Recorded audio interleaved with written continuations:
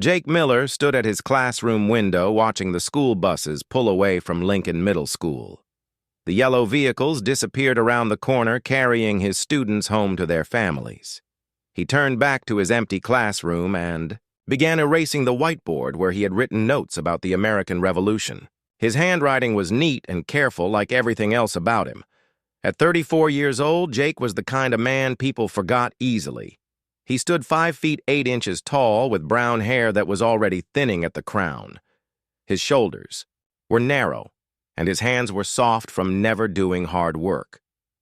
When he walked down the school hallways, other teachers barely noticed him. Students respected him because he was kind, but they also knew he would never raise his voice or give serious punishments. Jake picked up his worn leather briefcase and locked his classroom door. The hallway was quiet now, except for the distant sound of janitors working. He walked slowly toward the parking lot, thinking about the parent conference he had scheduled for tomorrow. Mrs. Garcia wanted to discuss her son Tony, who had been disrupting class by talking during lessons. Jake knew he should have handled the problem weeks ago, but he always hoped behavioral issues would solve themselves. His small blue Honda sat alone in the far corner of the parking lot. Jake always parked away from other cars to avoid getting dings in his doors. He drove carefully through the suburban streets of Denver, watching other drivers speed past him. When someone cut him off at a red light, he simply shook his head instead of honking his horn. The Miller house sat on Maple Street in a neighborhood where all the homes looked similar. Jake pulled into his driveway and saw his neighbor Greg washing his truck in the next yard. Greg was everything Jake was not. He worked construction and had thick muscles from lifting heavy materials all day. His voice was loud, and his opinions were strong about everything from politics to sports. Greg looked up from his truck and waved. Jake waved back and hurried toward his front door, hoping to avoid conversation. But Greg called out to him anyway. "Hey, Jake, I need to talk to you about something." Jake stopped and turned around. "What is it, Greg?" "That fence of yours is 3 inches over the property line."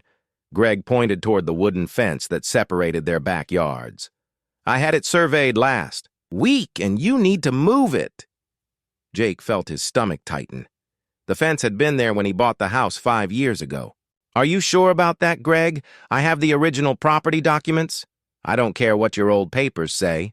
Greg stepped closer, and Jake could smell beer on his breath. "The survey is official and legal. You move that fence or I will," Jake wanted to argue, but the words would not come. Greg was bigger and louder and more confident. Instead, Jake nodded and said, "I'll look into it." Greg smiled and went back to washing his truck. Jake went inside feeling defeated like he always did after confrontations. He found his wife Linda in the kitchen preparing dinner. She looked up when he entered and saw the expression on his face. "What happened now?" Linda asked. She was a strong woman who worked as a nurse at Denver General Hospital. Every day, she dealt with difficult patients and demanding doctors, but she never backed down from challenges the way Jake did. "Greg says our fence is over the property line." Jake set his briefcase on the counter. "He wants me to move it," Linda stopped stirring the pot on the stove. "Did you tell him to show you the survey? Did you ask to see his legal documents?" "No, I just said I would look into it." Linda sighed the way she did when Jake disappointed her. "You can't keep letting people walk all over you, Jake. Greg is a bully, and bullies only understand strength." Before Jake could respond, 2 small voices called out from the living room. "Daddy?" 8-year-old twins Emma and Sophie ran into the kitchen and wrapped their arms around Jake's legs. They had Linda's dark hair and Jake's gentle brown eyes. Emma was older by 12 minutes and never let Sophie forget it. Sophie was quieter but more curious about everything around her.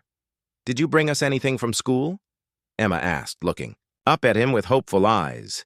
Jake reached into his briefcase and pulled out 2 pencils with cartoon characters on them. The girls squealed with delight and ran back to the living room to show their drawings. Jake watched them go and felt the familiar mix of love and fear that came with being a father. He wanted to protect them from everything but worried he was too weak to do it properly. That evening after dinner, Jake sat on the couch reading bedtime stories to Emma and Sophie. Linda cleaned dishes in the kitchen occasionally, glancing toward them with an expression Jake could not read. He finished the story about brave knights and magical dragons, then carried both girls upstairs to their bedroom. "Daddy, are you brave, like the knight in the story?" Sophie asked, as he tucked her into bed. Jake kissed her forehead and tried to smile. "I try to be, sweetheart. I think you are the bravest daddy in the world," Emma said from her own bed. After the girls fell asleep, Jake went downstairs and found Linda watching television. She looked at him when he sat down beside her. "We need to talk about the Greg situation," she said. "You can't just give in every time someone challenges you. What kind of example does that set for the girls?"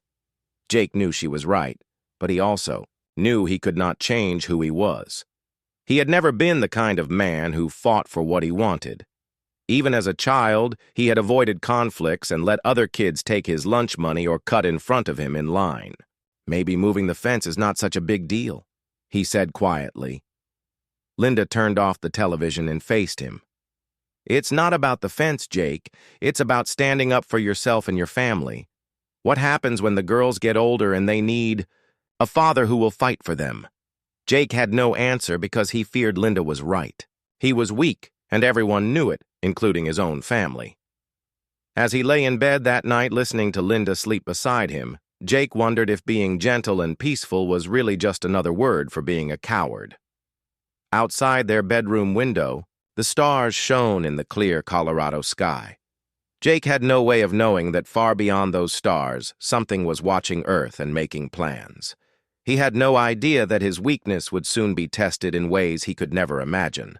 All he knew was that tomorrow he would probably move the fence and Greg would win again, just like everyone always did when they challenged Jake Miller. Jake was writing math problems on the whiteboard when the first ships appeared in the sky. Through the classroom windows, he could see dark shapes moving across the clouds like enormous shadows. His students noticed too, and several of them pointed toward the windows with excited whispers. "Mr. Miller, what are those things?" asked Tony Garcia from the back row. Jake looked outside and felt something cold move through his chest. The objects were too large to be airplanes, and they moved in ways that defied physics. They hovered without making sound, and their surfaces seemed to absorb light rather than reflect it. "I don't know, Tony," Jake said, trying to keep his voice calm. "Maybe we should continue with our lesson." But the students were no longer paying attention to math problems. More shapes appeared in the sky, and these were clearly not human aircraft. They had smooth curves and glowing sections that pulsed with blue light. The largest ship was nearly a mile long and cast a shadow over half the city. The school's emergency broadcast system crackled to life with a voice Jake had never heard before. "All students and faculty, please report to designated shelter areas. Immediately. This is not a drill. Repeat, this is not a drill." Jake's hands started shaking as he tried to maintain order in his classroom. His students were talking loudly now, and some of the younger ones were beginning to cry. Through the windows, he could see more ships descending from the clouds. There were hundreds of them now, filling the sky like a dark swarm. "Everyone line up by the door," Jake said, but his voice was too quiet. "We need to go to the gymnasium." The hallways were chaos as teachers tried to move their students toward the shelter areas. Principal Martinez was speaking into his radio, but getting only static in response. Jake led his class through the crowded corridor while trying to answer questions he could not answer. The gymnasium was packed with nearly 800 students and staff. Everyone was talking at once, and the noise was overwhelming. Jake found a spot along the wall and tried to keep his students together, but many of them were crying for their parents. The first explosion came from somewhere across the city. The building shook and the lights flickered. Through the high windows, Jake could see a column of smoke rising from downtown Denver. Then came another explosion and another, until the distant sound of destruction was almost constant. Principal Martinez climbed onto a chair and shouted for attention. "I need everyone to remain calm. We are in contact with emergency services and..." Parents have been notified to stay away from the school until further notice, but Jake could tell the principal was lying about being in contact with anyone. The radios were dead, and cell phones showed no signal. Whatever was happening was big enough to shut down all communications. A sound like thunder filled the air, but it did not stop like normal thunder. It grew louder and louder until the windows began to rattle. Jake looked up to see one of the alien ships passing directly over the school. The massive vessel blocked out the sun and cast everything into shadow. Then the electronic systems began failing. The lights went out first, followed by the emergency radios. Every cell phone in the gymnasium went dark at the same time. Even battery-powered devices stopped working as if something was draining all electrical energy from the area. In the darkness, Jake heard children crying and adults trying to maintain order. Emergency lighting came on briefly, then died again. Someone near the door was pounding on the metal handles, but they would not move. The electronic locks had engaged when the power failed, and there was no manual override. Hours passed in the dark gymnasium. Jake tried to comfort his students, but he was more frightened than any of them. Through the windows, he could see strange lights moving across the city. Buildings were collapsing in the distance, and fires burned without any sign of fire trucks responding. When the doors finally opened, it was not rescue workers who entered. The creatures that came into the gymnasium were like nothing Jake had ever seen. They stood 8 feet tall with gray skin that looked like armor plating. Their faces were elongated with large black eyes and no visible nose. When they moved, Jake could hear mechanical sounds like servos and hydraulics. The beings carried weapons that hummed with energy. They pointed these devices at the crowd and spoke in voices that sounded like metal grinding against metal. Jake could not understand the words, but the meaning was clear. Everyone was to remain still and quiet. One of the creatures approached Principal Martinez and touched a device to his forehead.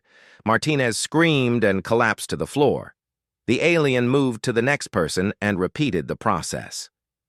Each time the device touched someone, they fell down and did not get up again. Jake realized these things were killing everyone systematically. His students pressed closer to him looking for protection he could not provide. Emma Wilson, from his third period class, grabbed his arm and whispered, "Mr. Miller, what do we do?" Jake wanted to tell her everything would be okay, but he could not lie to her. These creatures had come from the stars to kill humans, and there was nothing anyone could do to stop them. The military was probably already defeated if alien ships could hover over every city without resistance. The creature reached Mrs. Henderson, who taught second grade. She tried to run but moved too slowly. The device touched her head and she crumpled like the others. Jake counted the bodies and realized the aliens would reach his group within minutes. He looked around the gymnasium, searching for another exit, but found none. The windows were too high and too narrow. The storage rooms had no outside access. There was nowhere to run and nothing to fight with against beings who could shut down all human technology. The alien moved closer, and Jake could see details he wished he could not see. The creature's skin was not gray, but clear like glass with mechanical parts visible underneath. Its eyes were cameras that tracked movement with perfect precision. When it breathed, Jake could hear pumps and filters working inside its chest. Young, Tony Garcia broke away from the group and ran toward the far wall. The alien turned its weapon toward the boy and fired. A beam of blue light struck Tony in the back and he disappeared, not killed or vaporized, but simply gone as if he had never existed.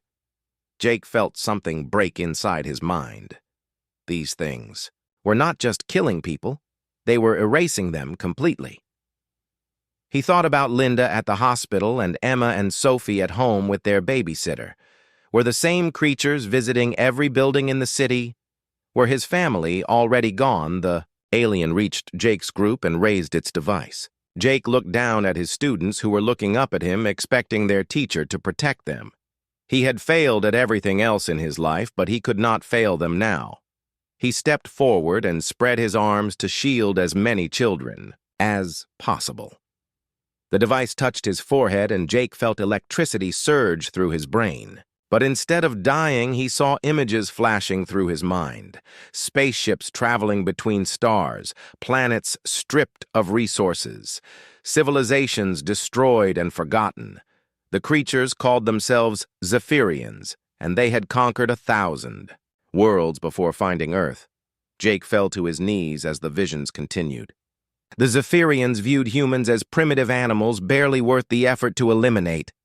Earth would be harvested for its metals and water, then abandoned like countless worlds before it. Any humans who survived would be kept as slaves for mining operations. When the device finally lifted from his head, Jake was still alive but changed. The Zephyrian had downloaded human language and culture from his mind while uploading their own knowledge. Jake now understood their technology and their plans for humanity. He also understood that resistance was considered impossible by creatures who had never lost a war. The alien moved on to the next group, leaving Jake alive for reasons he did not understand. Around him, the gymnasium was filled with bodies and the smell of ozone from energy weapons. He was one of perhaps 50 people still breathing out of 800 who had taken shelter here. Outside the windows, Jake could see the city burning while Zephyrian ships moved like predators hunting the last survivors. His family was out there somewhere in a world that had ended in a single day. Jake Miller, the weak teacher who could not stand up to his neighbor, was now facing the destruction of everything he had ever known or loved. 3 months had passed since the Zephyrians conquered Earth, and Jake had learned to hate silence. The alien occupation brought quiet to every street and building because humans who made noise usually disappeared. Jake crept through the ruins of his neighborhood, searching for any sign that his family had survived the initial attack. The house on Maple Street was still standing, but the windows were broken and the front door hung open. Jake stepped carefully through rooms that had once held his life. Furniture was overturned and family photos lay scattered across the floor. In the kitchen, he found Linda's coffee cup still sitting on the counter with a brown stain where the liquid had dried. No bodies meant his family had been taken alive, which gave Jake hope even as it filled him with dread. The Zephyrians sorted humans into categories based on their usefulness. Medical workers like Linda were valuable enough to keep breathing. Children were processed differently, and Jake tried not to think about what that meant for Emma and Sophie. He had spent weeks hiding in the basement of Lincoln Middle School with other survivors. The Zephyrians seemed to ignore the building after their initial sweep, so it became a temporary shelter. Jake shared the space with Mrs. Chen, who had been babysitting his daughters when the invasion began, and Mr. Peterson from down the street who had lost his wife in the first day of attacks. Greg, the neighbor, was there too and had naturally become the group's leader. His construction experience made him useful for reinforcing their hiding place, and his aggressive personality was better suited for making hard decisions. Jake followed Greg's orders like everyone else because he had no better ideas and no strength to challenge authority. "We need to find the processing centers," Jake said during one of their planning meetings. "They have to be keeping people somewhere." Greg shook his head. "Too dangerous, and we don't have weapons or training. Our job is to stay alive, not go on suicide missions." But Jake could not stop thinking about Linda and the twins. Every night he lay awake imagining what the aliens might be doing to them. The knowledge the Zephyrian had downloaded into his mind included details about how they treated conquered populations. It was not information anyone should have to carry. After 2 weeks of arguing, Jake finally convinced 3 other survivors to help him search for the detention facilities. They left the school before dawn and moved through the empty streets like ghosts. Denver looked like a different city now, with Zephyrian ships hovering over every major intersection and strange towers growing from the ground where buildings used to stand. They found the first processing center in what had been the downtown convention hall. Hundreds of humans stood in lines surrounded by Zephyrian guards. Jake watched through broken windows as people were sorted into different groups. Some were loaded onto transport vehicles, while others were led into buildings they did not come out of. Jake spotted Linda in one of the medical worker lines. She was thinner than before, and her nurse uniform was dirty, but she was alive. Relief flooded through him until he realized she was being prepared for transport to a different facility. He had found her, but only in time to watch her being taken away again. The twins were in a separate area with other children. Emma and Sophie sat on the ground with blank expressions that made Jake's heart ache. Something had been done to them to make them quiet and obedient. When a Zephyrian guard approached them, they stood and walked without resistance or fear. Jake wanted to run to them, but his companions held him back. There were too many guards and too much open ground. Any rescue attempt would result in everyone dying, including the people they were trying to save. Jake watched helplessly as his family was loaded into different vehicles and driven toward opposite ends of the city. For the next month, Jake planned rescue missions that became increasingly desperate. He learned the locations of 3 detention facilities and spent days studying guard patterns and security systems. The Zephyrians were efficient but predictable. They relied on their technological advantages and superior physical abilities rather than tactical complexity. Jake's first attempt was at the medical facility where Linda was being held. He and 2 other men cut through a fence after midnight and made it inside the building before alarms started screaming. Zephyrian guards appeared within seconds carrying weapons that fired bolts of energy. One of Jake's companions vanished in blue light, and the other was captured alive. Jake escaped only because he ran immediately instead of trying to fight. He spent 3 days hiding in a storm drain before making it back to the school. Greg was furious about the failed mission and the attention it might bring to their hiding place. Jake did not care about Greg's anger because he now knew the layout of the medical facility and where Linda was being kept. The second rescue attempt was better planned, but ended worse.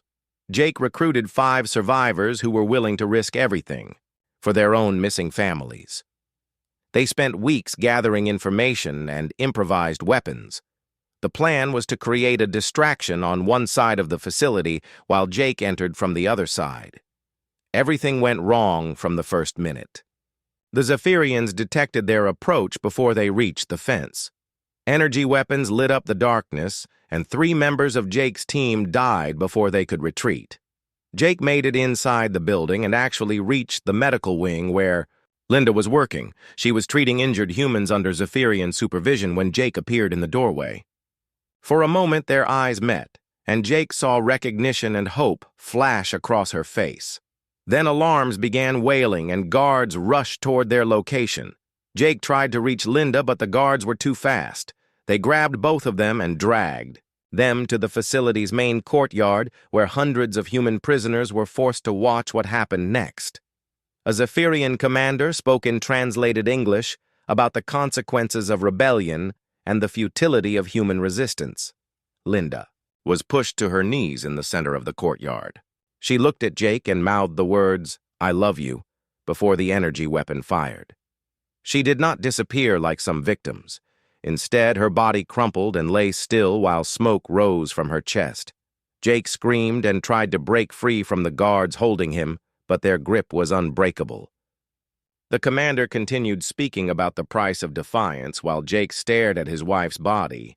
Something inside his mind snapped like a wire pulled too tight. They brought Emma and Sophie from the children's facility to complete the demonstration. The twins were thin and their clothes were dirty, but they were alive. When they saw Jake, they smiled and called out to him. They had been drugged or conditioned to remain calm even in terrifying situations. "Daddy," Emma said in a voice that sounded too old for an 8-year-old girl. "We knew you would come for us." Sophie nodded and reached toward him. "Are we going home now?" The Zephyrian commander raised his weapon toward the children while looking directly at Jake. The message was clear. Resistance brought consequences not just for the rebels, but for everyone they cared about. Jake begged and promised to stop fighting if they would spare his daughters. The commander fired twice. Emma fell first, then Sophie a second later.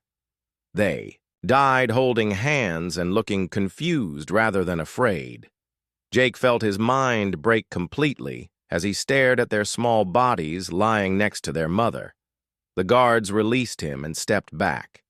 Jake fell to his knees in the dirt beside his family and touched their faces with shaking hands. Around him, hundreds of prisoners watched in silence while Zephyrian guards waited for orders. The commander spoke once more about the consequences of rebellion, then dismissed the crowd. Guards began moving prisoners back to their quarters while Jake remained kneeling beside three bodies. No one tried to move him or give him orders. The Zephyrians believed they had broken him completely. They were wrong. As Jake knelt in the dirt holding his dead wife and children, something new was being born inside him. The gentle teacher who had been afraid of confrontation was dying with his family. What emerged from that death was something the Zephyrians had never encountered in 1,000 conquered worlds.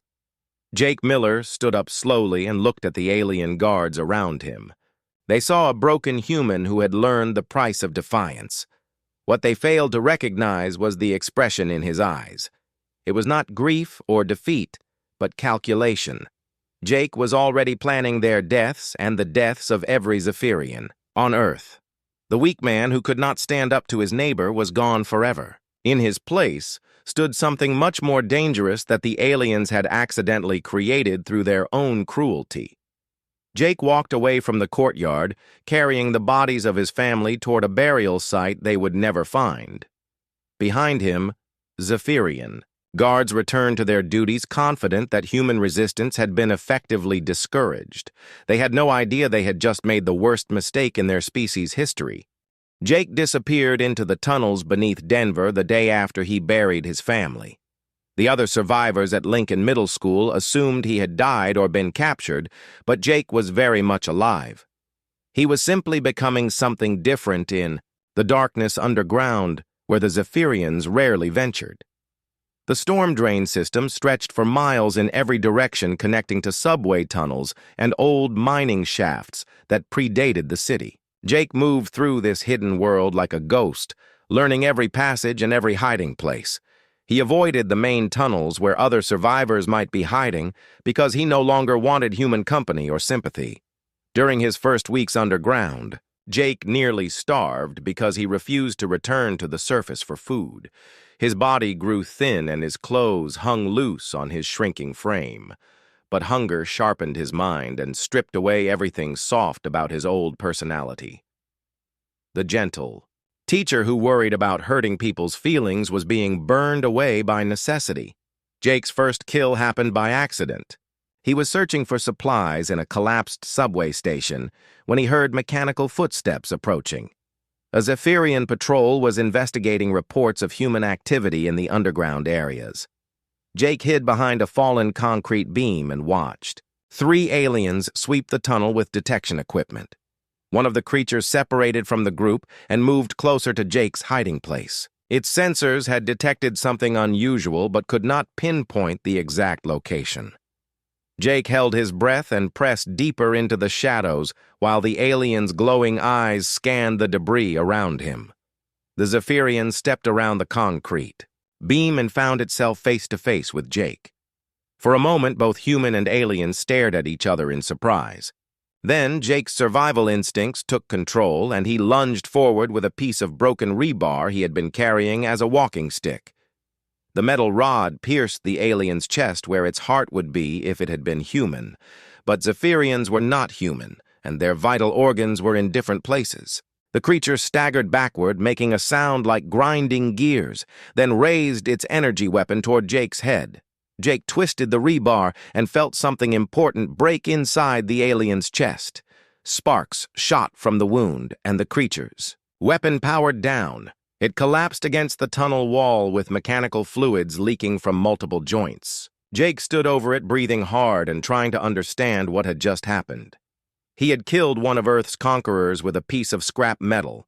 The supposedly superior beings who had destroyed human civilization could be stopped by simple violence applied in the right place. Jake felt something cold and sharp settle into his mind as he realized the implications.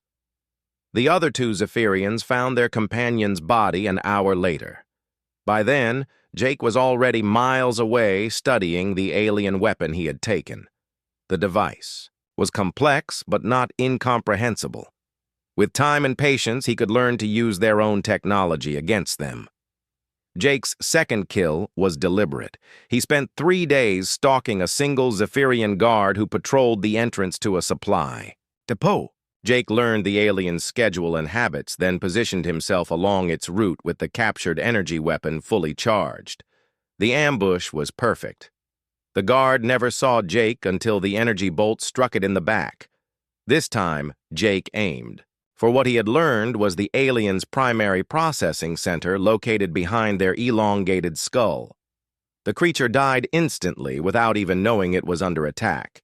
Jake dragged the body into the tunnels and spent hours examining it. He studied the alien's armor and weapons while taking detailed notes about Zephyrian anatomy and technology. Each kill taught him more about his enemies and revealed new weaknesses to exploit. The third kill came a week later when Jake infiltrated a small communication outpost. He used techniques learned from watching nature documentaries about predators, stalking prey. Move slowly when observed. Strike quickly when the moment was right. Leave no witnesses to report what happened. Jake was becoming something the Zephyrians had never encountered in their 1,000-world conquest. He was a human being, motivated purely by hatred and equipped with their own knowledge. The information downloaded into his mind during the invasion included tactical data about Zephyrian military operations and technology. By his 10th kill, Jake had established a pattern that confused and alarmed the alien occupation forces. Guards were disappearing from isolated posts with increasing frequency. Their weapons and equipment vanished along with detailed intelligence about patrol routes and security procedures. Jake learned to think like his enemies by studying their behavior and decision-making processes. Zephyrians were logical creatures who relied on overwhelming superiority rather than tactical flexibility. They expected conquered populations to submit or die, but never to adapt and overcome. This predictability became their weakness. Jake could anticipate their responses to his attacks and position himself to exploit their reactions. When they increased patrols in one area, he shifted his operations to another. When they changed their patrol schedules, he changed his methods of attack. The Zephyrians began calling him the Ghost because he struck without warning and vanished without a trace. Security footage showed only empty corridors seconds before, and after guards disappeared. Even their advanced sensors could not track him through the tunnel systems he had mapped in perfect detail. Jake's reputation spread among the scattered human survivors, who began to hope that effective resistance was possible. Small groups started attempting their own attacks inspired by reports of alien casualties. Most of these efforts failed badly, but a few succeeded, and the pattern of resistance began to spread. Greg and the other survivors from Lincoln Middle School heard stories about the Ghost and wondered if it could be Jake Miller. The idea seemed impossible because the man they knew had been afraid of confrontation with his own neighbor. But Jake had disappeared immediately after losing his family, and the timeline matched perfectly. Jake avoided contact with other humans because he no longer trusted himself around people he might care about. The Zephyrians had taught him that caring about others created vulnerabilities that could be exploited. Better to remain alone and focused on the only thing that mattered now. Killing aliens was not enough anymore. Jake wanted to hurt them badly, enough that they would remember Earth as the place where their expansion stopped. He began planning operations designed not just to eliminate individual enemies, but to damage their overall capacity for control. Power stations began exploding in carefully orchestrated sequence that cascaded failures throughout the alien infrastructure. Communication networks went dark for hours at a time as relay stations suffered mysterious malfunctions. Supply convoys disappeared entirely, leaving no trace of what had happened to tons of equipment and materials. The Zephyrian command structure responded by increasing security and changing operational procedures. But every adaptation created new opportunities for someone who understood their systems better than they understood him. Jake had become a predator, perfectly evolved to hunt his specific prey. At night, Jake returned to the tunnel where he had hidden the bodies of Linda and the twins. He knelt beside their graves and spoke to them about his daily progress in killing their murderers. The conversations helped him maintain focus when rage threatened to overwhelm tactical thinking. "I killed 3 more today," he would tell them. The patrol leader made a mistake and walked into my ambush zone. His escorts tried to call for support, but I had already cut their communications. Jake was no longer the man his family had known, but he was becoming the weapon they needed. Every Zephyrian death brought him closer to a goal that grew larger each day. He would not stop until every alien invader was dead or driven from Earth. The weak teacher who could not defend his fence line was gone forever. In his place was something much more dangerous that the Zephyrians had created through their own brutality. Jake Miller had learned to be strong in ways that would make his enemies wish they had never found Earth. 6 months after becoming the Ghost, Jake had killed 47 Zephyrians and begun building something larger than a one-man war. The alien occupation forces were struggling to maintain control as resistance cells sprouted throughout Denver and the surrounding areas. Jake's success had proven that the invaders could be beaten if humans were willing to pay the necessary price. The first recruit found Jake rather than the other way around. Dr. Helen Martinez had been a surgeon before the invasion and had lost her entire medical team when Zephyrians executed them for refusing to participate in experimental procedures on human prisoners. She tracked Jake through the tunnel systems for 2 weeks before finally cornering him near an abandoned subway platform. "I know who you are," she said when Jake emerged from the shadows with an alien weapon aimed at her head. "You're the Ghost, and I want to learn from you." Jake studied the woman carefully. She was thin from months of hiding, and her hands showed the steady precision of someone accustomed to life and death decisions. Most importantly, she had found him despite his efforts to remain invisible, which suggested useful skills. "Why should I trust you?" Jake asked without lowering his weapon. "Because I killed 2 of them yesterday with a scalpel and improvised explosive," Helen replied. "But my methods are crude and wasteful.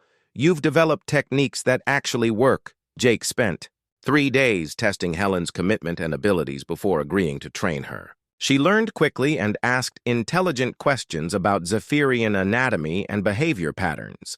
Within a month, she was conducting independent operations that resulted in successful eliminations.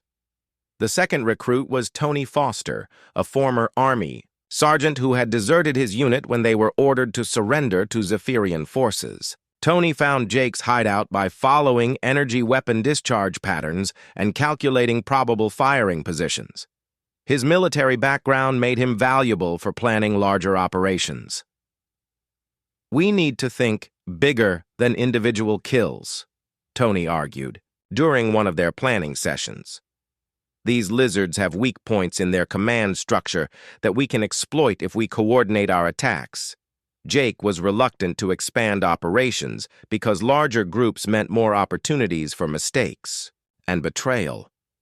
But Tony was right about the strategic possibilities. Coordinated strikes could accomplish things that individual assassinations could not. The resistance cell grew slowly as Jake recruited people who had lost everything to the Zephyrians and possessed useful skills for underground warfare. Maria Santos had been a demolitions expert who specialized in bringing down buildings safely. After the aliens killed her children, she became an expert at bringing down buildings very unsafely with Zephyrians inside them. Carl Bishop was a former police detective who understood surveillance and investigation techniques. He developed methods for tracking alien movements and identifying high-value targets. His intelligence gathering made every operation more precise and effective. Jake established training camps in the deepest parts of the tunnel system where recruits learned to think and fight like him. The curriculum included alien anatomy, weapons, handling, stealth movement, and most importantly, the psychological conditioning necessary to kill efficiently without hesitation. "Forget everything you knew about being human," Jake told each new class of recruits. "The Zephyrians destroyed that world, and those rules no longer apply. We are predators now, and our prey happens to be technologically superior. That means we must be smarter, faster, and more ruthless than anything they have encountered before." The training was brutal, and not everyone survived it. Jake deliberately created stress situations that broke people mentally before they could compromise operations in the field. Those who could not adapt to the new reality were quietly removed from the program. Successful graduates became part of a network that operated throughout the Denver metropolitan area. Each cell was independent, but coordinated through coded messages, left at predetermined locations. Jake maintained overall command, but allowed tactical flexibility based on local conditions. The Resistance achieved its first major victory when they destroyed a Zephyrian command center that controlled communications for the entire region. The operation required precise timing and coordination between 5 different cells attacking simultaneously from multiple directions. Jake led the primary assault team through ventilation shafts, while Tony's group created diversions at the main entrances. Maria's explosives disabled the building's power systems and backup generators. Carl's surveillance team provided real-time intelligence about alien response patterns. The attack lasted 17 minutes and resulted in the deaths of 23 Zephyrians, including 2 high-ranking commanders. More importantly, the facility's destruction disrupted alien operations throughout Colorado and surrounding states. For the first time since the invasion, human resistance had achieved a strategic, rather than tactical victory. The success brought new recruits and new challenges. Jake's network expanded to include cells in other cities that wanted to replicate Denver's success. But growth also attracted attention from Zephyrian security forces who began dedicating significant resources to hunting the Ghost and his followers.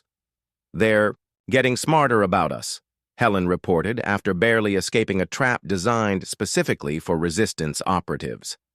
"They're adapting their tactics and learning from our methods," Jake nodded because he had expected this development.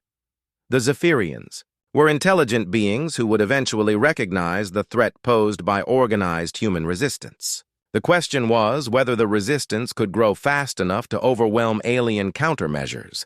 The answer came during an operation to liberate a slave labor camp where humans were being worked to death in alien mining facilities. Jake's intelligence network had identified the location and guard schedules. The plan called for simultaneous attacks on 3 guard towers while assault teams moved through predetermined breach points in the perimeter. Everything went wrong from the first minute.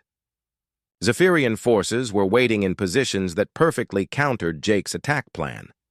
They had either intercepted communications or turned someone inside the Resistance.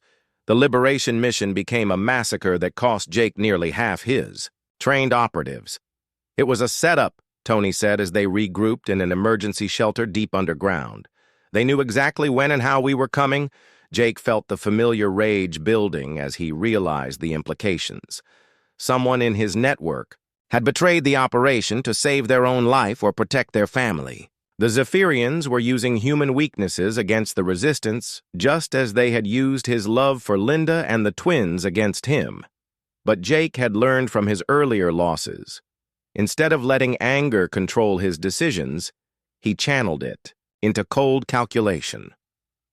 The betrayal revealed information about Zephyrian intelligence-gathering methods that could be turned against them. More importantly, it identified weaknesses in his own operational security that needed immediate correction. "We're going to change everything," Jake announced to his surviving lieutenants. "New communication protocols, new command structure, new targeting priorities. The Zephyrians think they understand us, but they're about to learn how wrong they are." The Resistance reorganized into smaller autonomous cells with minimal contact between groups.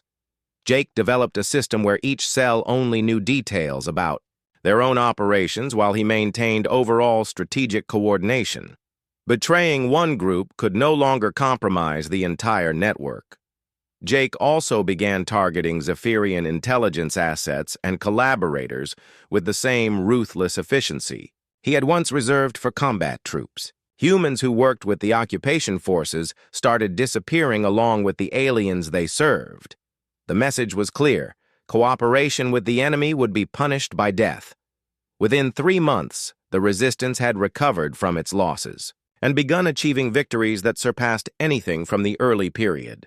Jake's network controlled significant portions of Denver and was expanding into suburban areas where Zephyrian presence was lighter. "We're not just fighting them anymore," Helen observed during a strategy meeting. "We're winning," Jake looked at maps showing areas where human resistance had established effective control and felt something he had not experienced since losing his family.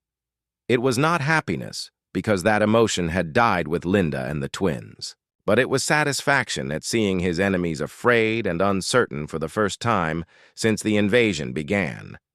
The weak teacher who had been afraid of confrontation was completely gone now. In his place was a leader who understood that victory required sacrifices most people could never make. Jake Miller had become exactly what Earth needed to survive, even if it meant becoming something his family would not recognize. 1 year after the invasion, Jake intercepted communications that changed everything. The Zephyrians were planning what they called Final Harvest, which would eliminate 90% of Earth's remaining human population. The operation would begin in 7 days and conclude with the planet being stripped of all useful resources before abandonment. Jake sat in his command bunker deep beneath Denver, studying the intercepted data. The scale of the planned genocide was staggering even by Zephyrian standards. They intended to process entire cities into raw materials while keeping only the most useful humans alive for transportation to mining colonies on other worlds. "We have to warn everyone," Helen said after reading the intelligence reports. "Every resistance cell on the planet needs to know what's coming." But Jake was already thinking beyond warnings. The final harvest represented both humanity's greatest threat and its greatest opportunity. The Zephyrians would concentrate their forces for maximum efficiency, which meant they would also be vulnerable to coordinated counterattacks if the resistance could organize quickly enough. "We're not warning anyone," Jake said quietly. "We're going to turn their harvest into our victory." Jake spent the next 72 hours developing the most ambitious operation in human resistance history. Using communication networks established over months of careful planning, he contacted every known resistance cell on Earth.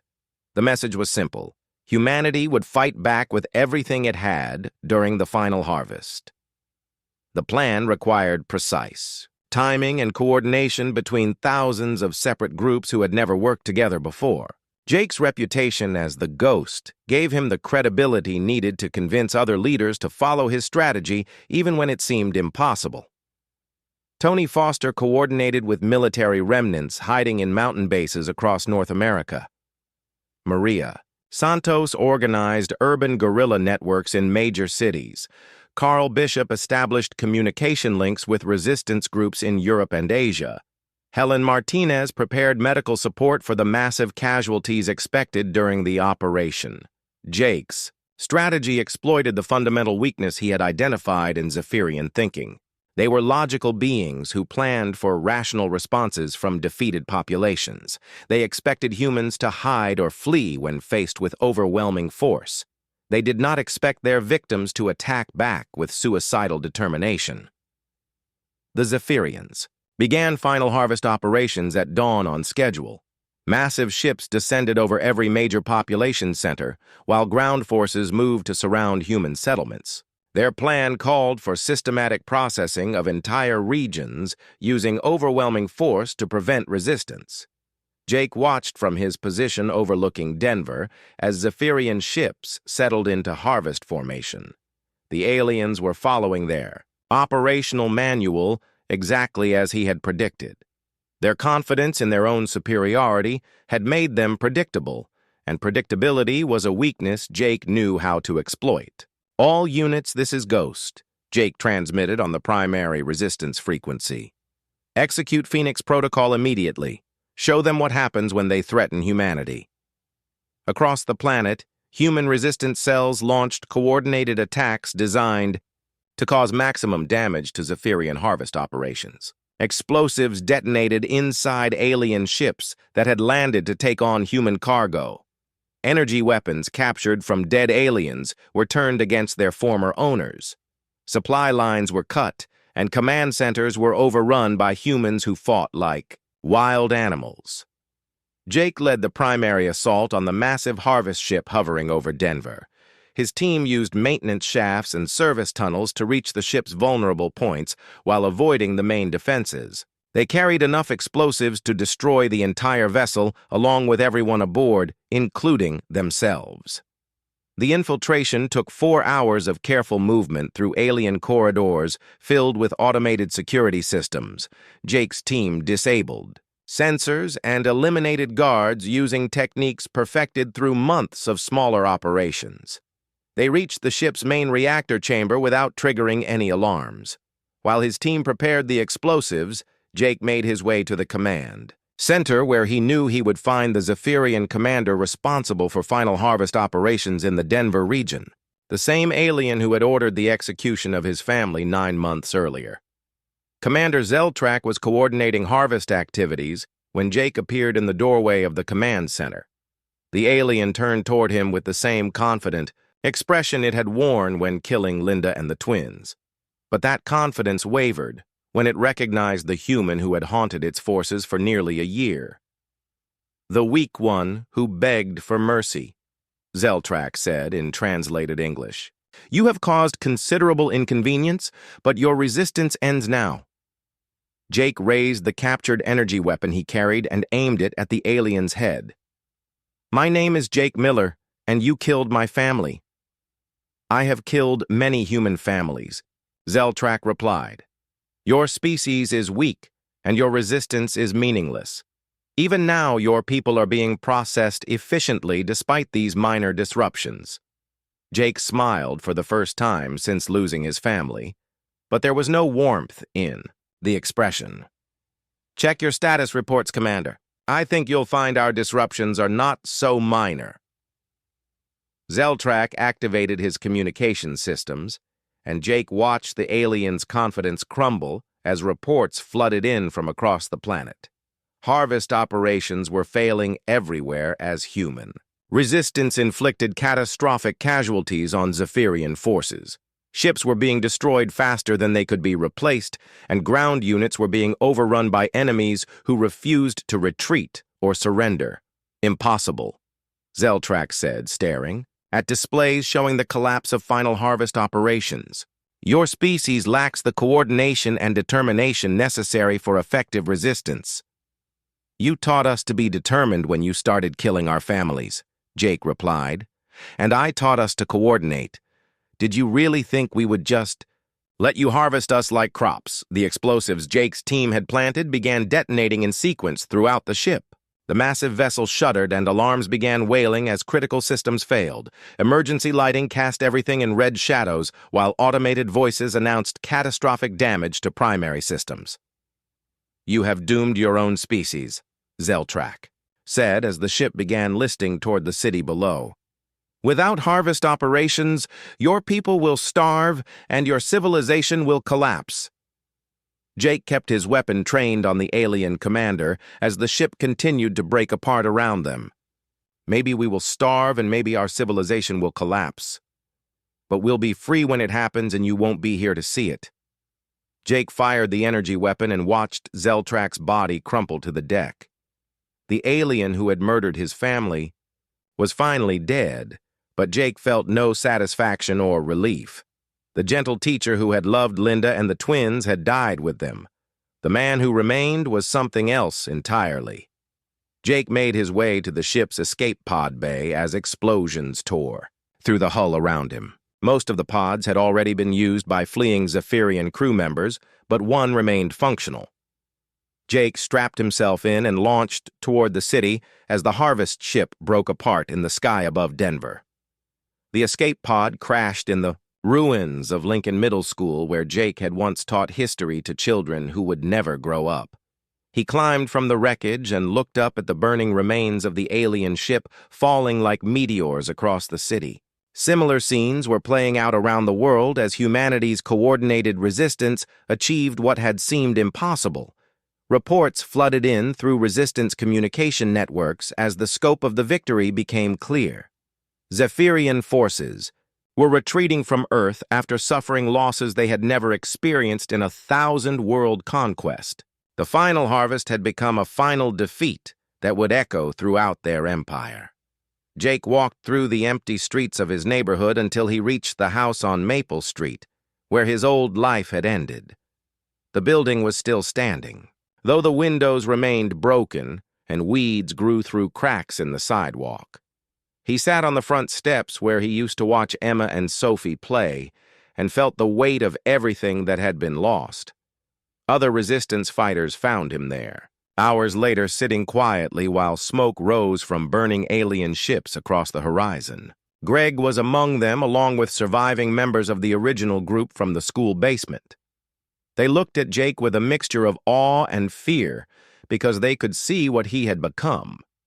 "Is it over?" Greg asked.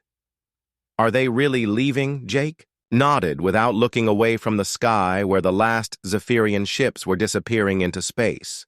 "They're leaving, and they won't come back. Word will spread to other species about what happened here. Earth will be marked as too dangerous to invade." "What do we do now?" Helen asked. "How do we rebuild after everything that's been destroyed?" Jake stood up from the steps and looked at the faces around him. These people had followed him through the darkest period in human history and survived when survival seemed impossible. They deserved better than the broken world the Zephyrians had left behind. "We remember what we learned," Jake said finally. "We remember that being peaceful doesn't mean being weak, and that being civilized doesn't mean being helpless. We rebuild, but we never forget that freedom has a price, and someone always has to be willing to pay it."